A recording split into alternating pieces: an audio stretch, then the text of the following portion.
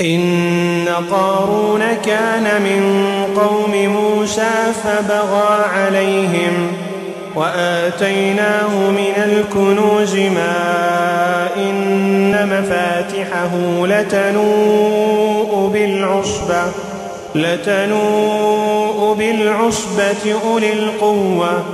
إذ قال له قومه لا تفرح إن الله لا يحب الفرحين وابتغ فيما آتاك الله الدار الآخرة ولا تنس نصيبك من الدنيا وأحسن كما أحسن الله إليك ولا تبغ الفساد في الأرض إن الله لا يحب المفسدين قال إنما أوتيته على علم عندي أولم يعلم أن الله قد أهلك من قبله من القرون من هو أشد منه قوة وأكثر جمعا ولا يسأل عن ذنوبهم المجرمون فخرج على قومه في زينته قال الذين يريدون الحياة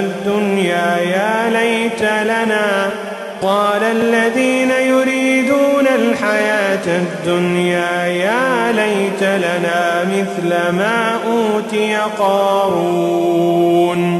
إنه لذو حظ عظيم وقال الذين أوتوا العلم ويلكم ثواب الله خير لمن آمن وعمل صالحا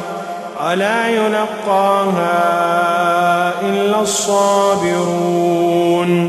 فخسفنا به وبداره الأرض فما كان له من فئة ينصرونه من دون الله وما كان من المنتصرين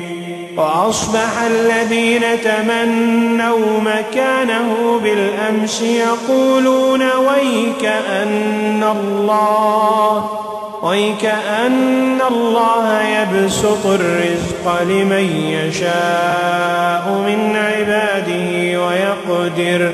لولا أمن الله علينا لخسف بنا ويكأنه لا يفلح الكافرون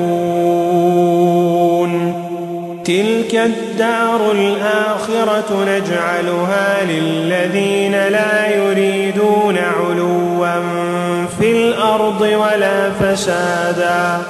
والعاقبة للمتقين